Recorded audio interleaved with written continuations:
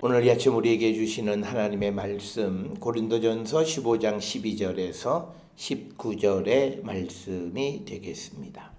12절로 19절에 있는 말씀 한 목소리로 합독하시겠습니다. 그리스도께서 죽은 자 가운데서 다시 살아나셨다 전파되었거늘 너희 중에 어떤 사람들은 어찌하여 죽은 자 가운데서 부활이 없다 하느냐. 만일 죽은 자의 부활이 없으면 그리스도도 다시 살아나지 못하셨으리라. 그리스도께서 만일 다시 살아나지 못하셨으면 우리가 전파하는 것도 헛것이요 또 너희 믿음도 헛것이며 또 우리가 하나님의 거짓 증인으로 발견되리니 우리가 하나님이 그리스도를 다시 살리셨다고 증언하였습니다. 만일 죽은 자가 다시 살아나는 일이 없으면 하나님이 그리스도를 다시 살리지 아니하셨으리라. 만일 죽은 자가 다시 살아나는 일이 없으면 그리스도도 다시 살아나신 일이 없었을 터이요. 그리스도께서 다시 살아나신 일이 없으면 너희의 믿음도 헛되고 너희가 여전히 죄 가운데 있을 것이요.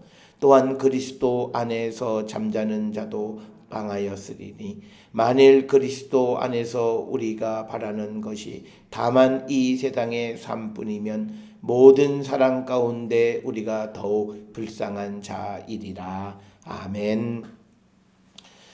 오늘 우리가 함께 읽은 고린도전서 15장 12절로부터 19절에 있는 말씀은 15장 1절로부터 11절까지 사도 바울이 예수 그리스도의 부활에 대해서 설명을 했고, 그리고 바울은 자신이 전하는 복음의 핵심은 예수 그리스도의 십자가의 죽음과 부활이다. 그래서 그 부활과 죽음은 바로 우리의 죄 때문이다라고 하는 사실을 우리가 믿는 자가 되어야 하고 그것이 자기가 전하는 복음의 핵심이다. 이렇게 이야기를 했습니다. 그런데 만약에 이 부활을 믿지 못하면 그걸 이제 거꾸로 풀어가는 건데, 오늘 주시는 17절에 보게 되면 거기에 대해서 뭐라고 이야기하냐면 바울은 그리스도께서 다시 살아나신 일이 없으면 너희의 믿음도 헛되고 너희가 여전히 죄 가운데 있을 것이다. 그러니까 죄 가운데 있다라고 하는 말은 너희는 사망 가운데 있다라고 하는 거죠. 그러니까 예수 그리스도의 십자가의 죽음과 부활은 우리의 죄를 위하신 것이다. 그런데 그것을 믿지 못한다면 너희들이 아직도 죄 가운데 있는 것이다 라고 하는 겁니다. 그래서 우리가 그리스도께서 하나님이 우리를 그리스도를 통해서 주시는 사죄의 은총을 믿는 것은 그리스도의 부활을 믿는 것입니다. 그런데 어떤 이들은 나는 예수의 부활은 안 믿어 라고 이야기하는 사람들이 있고, 어제도 예로 말씀을 드렸듯이 어떤 이들처럼 교회는 열심히 오랫동안 다니지만 부활에 대해서 믿겨지지 않는다면 그는 아직도 죄 문제를 해결하지 못한 자이고, 그리고 그는 우리가 흔히 말하는 것처럼 교회는 다닐진 모르지만 예수를 영접한 사람은 아니다. 예수를 영접하지 못했다고 말하는 이유는 그가 아직 죄 문제를 해결하지 못했기 때문이다 라고 하는 겁니다. 따라서 오늘 우리가 주시는 이 고린도전서 15장 12절부터 19절은 사도 바울은 죽은 자의 부활, 이것을 부정하는 사람들에 대해서 반론을 제기하면서 우리가 예수 그리스도뿐만 아니라 그리고 예수 그리스도의 부활을 믿으면 우리도 죽은 자들 가운데에서 살아날 수 있음을 믿는 그런 믿음을 갖는 자들이 되어야 하는데, 이것은 하나님의 능력을 믿는 거예요. 내가 뭘 어떻게 해서 내가 부활을 하고 내가 뭘 했기 때문에 하나님이 나를 살려주시고 그러는 것이 아니라 하나님께서 예수 그리스도를 죽은 자 가운데서 살리셨듯이 그 주님의 부활을 믿는 자들도 죽은 가운데서 그를 다시 살리신다라고 하는 그 사실을 믿는 것이 부활의 신앙이고, 그걸 믿을 때 우리가 죄가 죽은 자가 다시 살아난다는 거죠. 그래서 만약에 우리가 죽은 자의 부활을 믿지 못하면 우리가 육신의 모든 죄가 십자가에 달려 돌아가신 예수님과 함께 죽었다라고 하는 말을 믿지 못하는 거예요.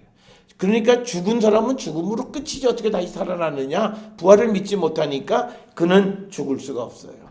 죄가 죽을 수가 없다는 거예요. 오늘 우리가 살아가는 믿음의 문제는 바로 여기에 있습니다. 죄가 죽어야 되는데 죄가 죽지 않아요. 죽는 신용만 하는 거예요. 그래서 다시 언젠간 그것이 다시 살아나는 거예요. 우리가 이 공상 영화들 보면 1탄, 2탄 뭐 이렇게 나가는 것 보면 맨 마지막에 악의 세력이 죽은 것 같은데 어딘가 살짝 숨어 있다가 2탄에서 다시 살아나는 거예요. 그것처럼 우리가 온전하게 죽지 않았기 때문에 우리는 계속 죄가 살아나는 거예요. 우리가 죄가 죽지 않은 가장 큰 이유는 우리가 그리스도의 부활뿐만 아니라 죽은 자를 살리시는 하나님의 능력을 믿지 못하기 때문이에요. 그게 우리가 가지고 있는 신앙의 딜레마이고, 그래서 우리가 온전한 믿음 안에 우리가 살지 못하는 것이다 라고 하는 것을 우리가 다 기억을 하시면서 오늘 주시는 본문에서 사도 바울은 12절에 이렇게 이야기합니다.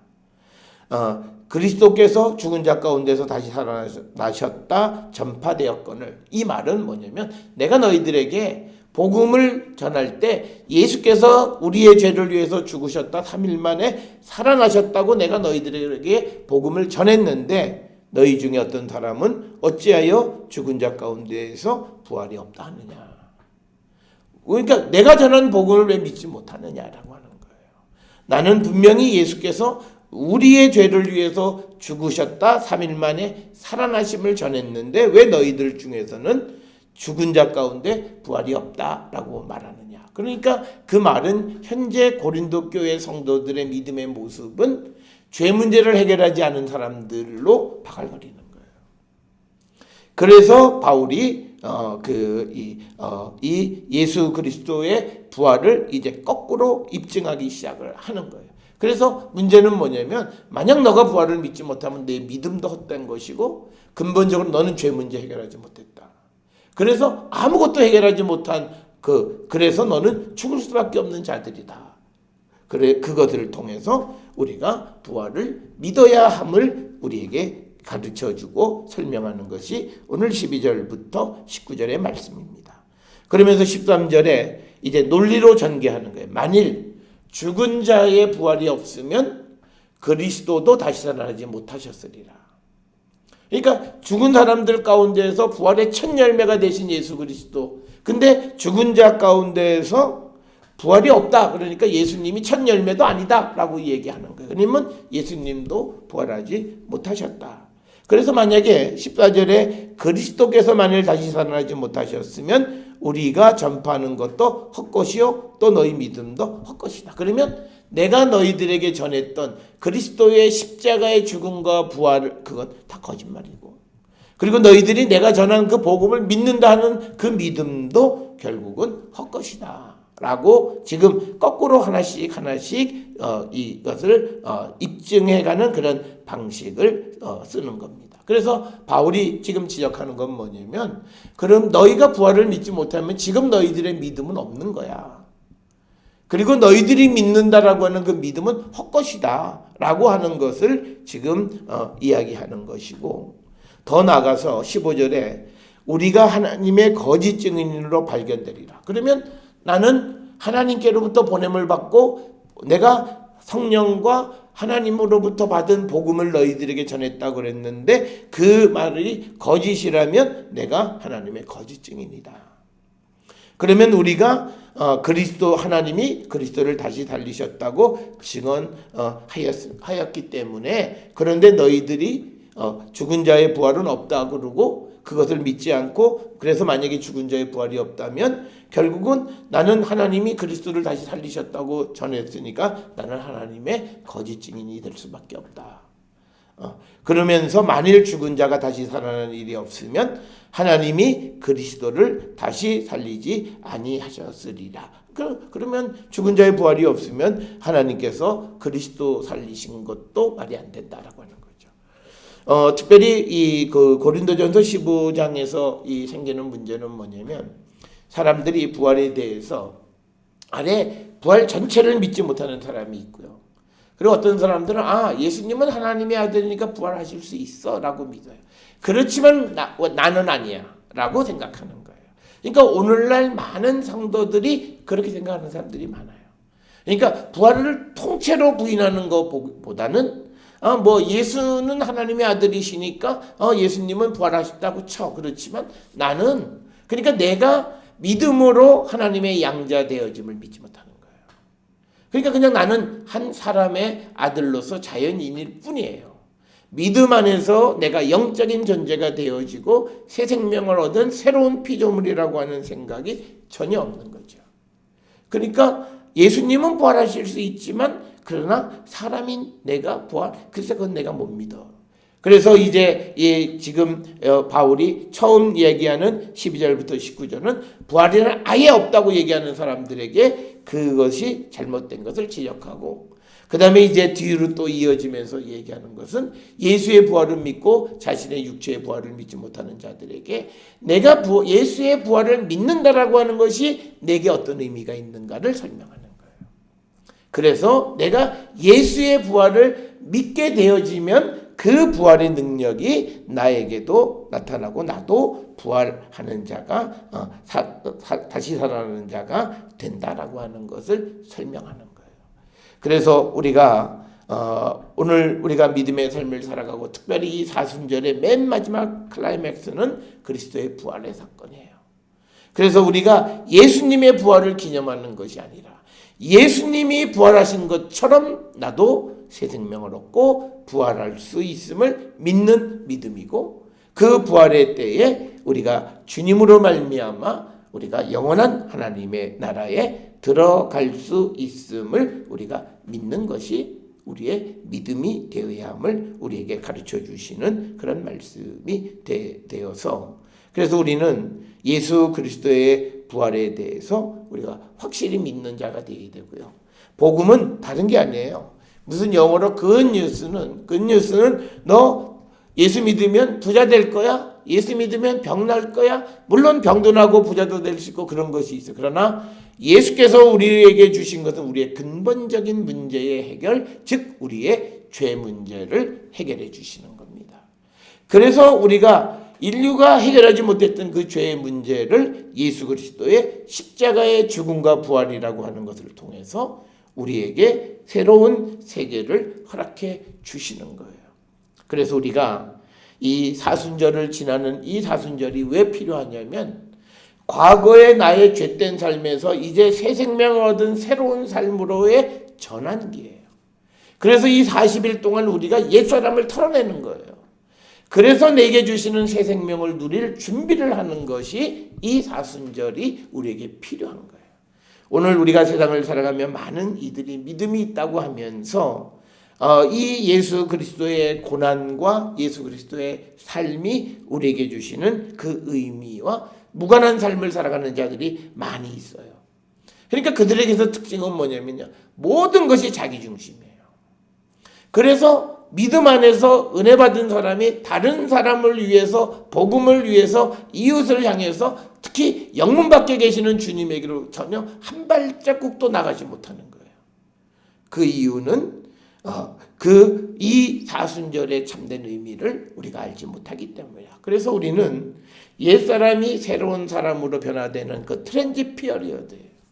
이게 이 사순절이에요. 그래서 죄의 수요일에 우리가 죄를 자복하고, 그래서 이제 새 생명이 되어져 가는 과정, 그래서 주님이 부활하신 그때를 기점으로 우리가 새 생명을 얻고, 그리고 그래서 우리에게 성령이 임하시고, 그래서 우리가 그 성령 안에서 힘차게 세상을 살아가는 그 준비, 그게 이 사순절이고, 이 사순절은 우리의 죄 문제를 해결하는 것 때문에 우리가 막 어렵고, 그게 아니라 우리가 정말 새 생명을 얻어서 부활하는 삶을 살아가기 위한 가장 소중한 이 잉태의 기간이 바로 이 사순절이라고 하는 거예요.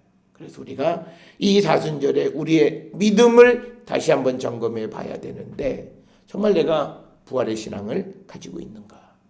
주님의 부활뿐만 아니라 그것을 믿음으로 나도 부활함을 믿고 살아가는가? 그래서 우리가 세상 가운데에서도 이 부활의 능력 안에서 당당한 삶을 내가 살고 있는가를 돌아보면서 우리의 온전한 믿음을 위해서 우리가 살아가고 그 믿음을 우리가 굳게 세워가는 그런 성도들이 되어야 할 줄 믿습니다. 우리가 세상을 살아가며 많은 사람들은 하나님의 은혜 이렇게 이야기를 합니다. 그런데 우리가 정말 은혜 안에 살아가는 사람은 어떤 사람이냐? 그것에 대해서 우리에게 가장 잘 말씀하고 있는 것이 로마서 8장에 있는 말씀이에요. 뭐냐면 하나님은 당신이 살릴 사람을 살리세요. 그가 열심히 다른 박질한다고 해서 그를 살리는 게 아니라 하나님이 살리고 싶은 사람을 살려요. 그걸 우리가 믿는. 그러니까 우리는 내가 부족하다라고 해서 우리가 주눅을 들 아무런 이유가 없다라고 하는 거예요. 우리가 세상을 살아가면서 나는 이것도 못하고 나는 저것도 못하고 막 그렇게 그 생각은 하나님의 능력을 전적으로 무시하는 삶이에요. 그래서 우리가 세상을 살아가면서 우리가 꼭 가지셔야 되는 건 뭐냐면 하나님은 원하시는 사람을 부르시고요. 하나님은 원하시는 사람을 의롭다 하시고 원하시는 사람을 영화롭게도 하시는 분이 바로 하나님이시다라고 하는 사실을 우리가 확실히 믿고 살아가는 자들이 되어야 되고, 그것에 대해서 우리에게 확실하게 주시는 말씀은 로마서 9장 16절이에요. 거기 보면 원하는 자로 말미암음도 아니라 다른 박질하는 자로 말미암음도 아니요 오직 긍휼히 여기시는 하나님으로 말미암아서 우리에게 약속이 주어지고 어떤 일이 이루어지는 거예요. 그래서 하나님은 하고자 하시는 자를 긍휼히 여기시고 하고자 하시는 자를 완악하게도 만드시는 분이 하나님이세요. 그래서 우리가 이 부활의 신앙을 가지고 있다라고 하는 것은 내가 무엇을 했기 때문에 그 결과로, 그러니까 어떤 분들은 내가 전도를 열심히 했기 때문에 하나님이 우리 집을 축복하지, 그건 율법주의예요.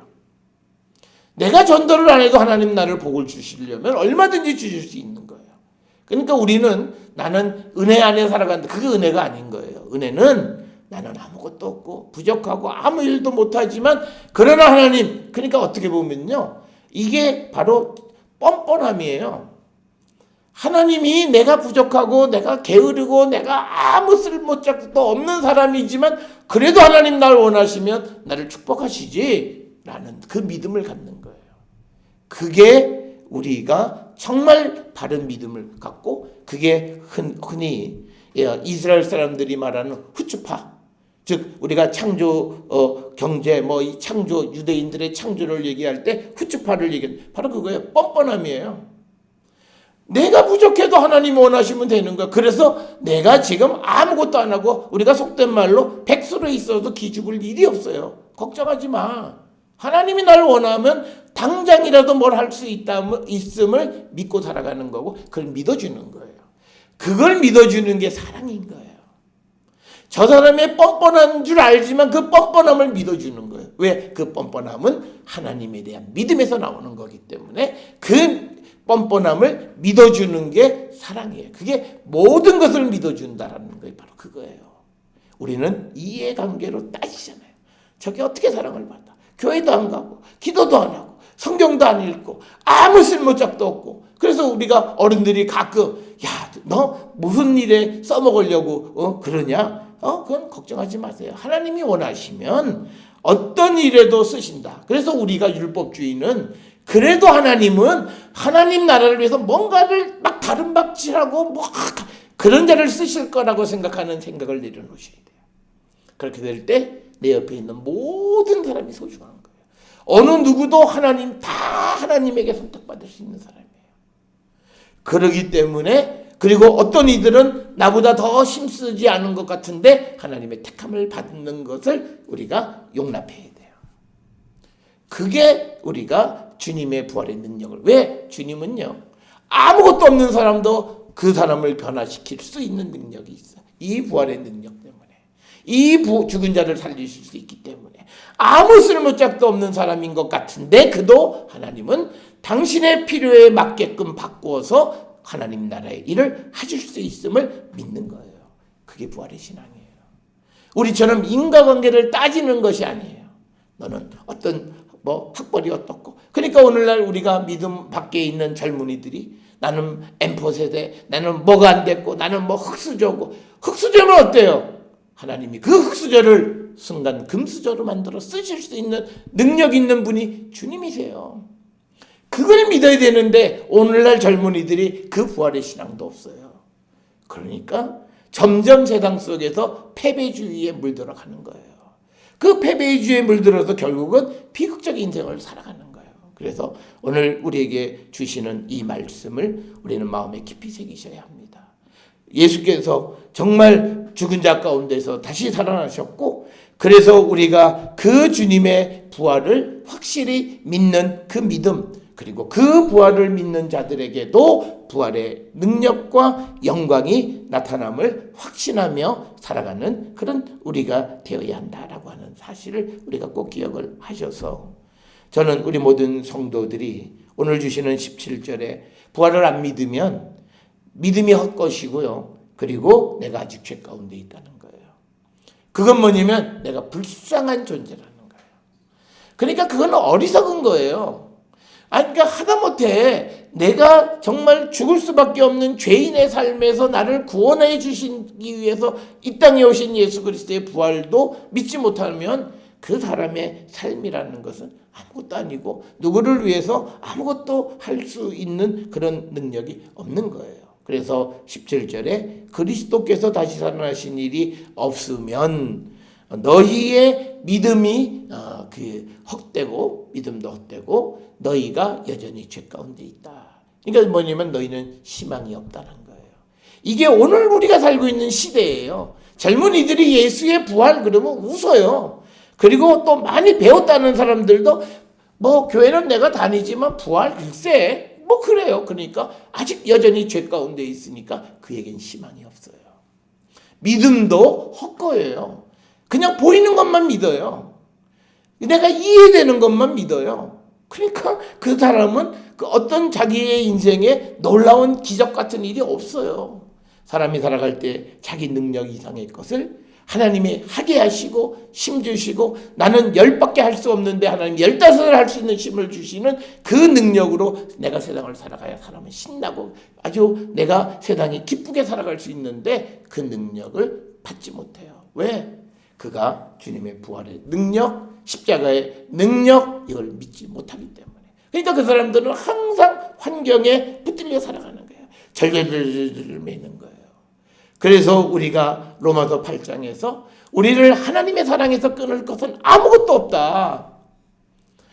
그건 뭐냐면 우리가 예수 그리스도의 부활의 능력을 믿을 때 어떤 환경과 어떤 역경이 와도 우리를 사랑하시는 하나님의 사랑, 그 어려움 속에서 나를 구원하시는 하나님의 사랑을 믿는 건데, 우리가 부활을 믿지 못하니까 어려움이 오면 난 끝났다 생각하는 거예요. 내 인생은 끝이다. 그러니까 좌절하고 절망하고 예수를 믿는다 하면서도 자살도 하고 다 하는 거예요.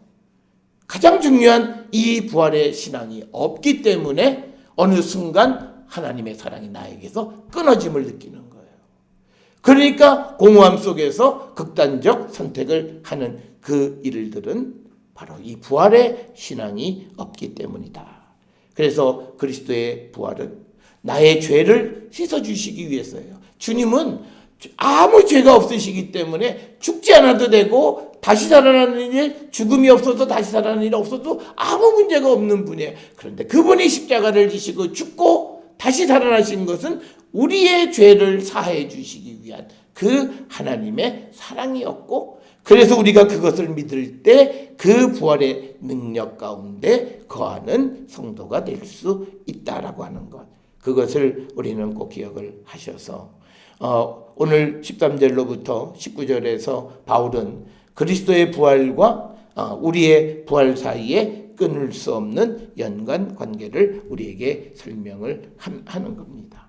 그래서 우리가 19절에 만일 그리스도 안에서 우리가 바라는 것이 다만 이 세상의 삶뿐이면 모든 사람 가운데 우리가 더욱 불쌍한 자다. 그래서 우리는 그 죽은 자의 부활을 우리가 믿을 수 있는 그 믿음을 갖는 그런 자들이 되어야 한다. 그래서 주님은 우리를 위해서 십자가에 달려 돌아가셨다가 3일 만에 부활하셨습니다. 그래서 우리에게 새 생명을 주셨고, 그래서 우리에게 이제 영원한 생명에 대한 소망을 심어 주신 거예요. 그래서 우리가 이 부활의 신앙을 통해서 우리가 온전한 믿음을 가지고 우리가 살아가는 우리 모든 성도들, 주님의 부활뿐만 아니라 우리에게도 이 부활의 능력이 나타남을 믿고 살아가는 우리 모든 성도들이 될 수 있기를 주의 이름으로 축원합니다.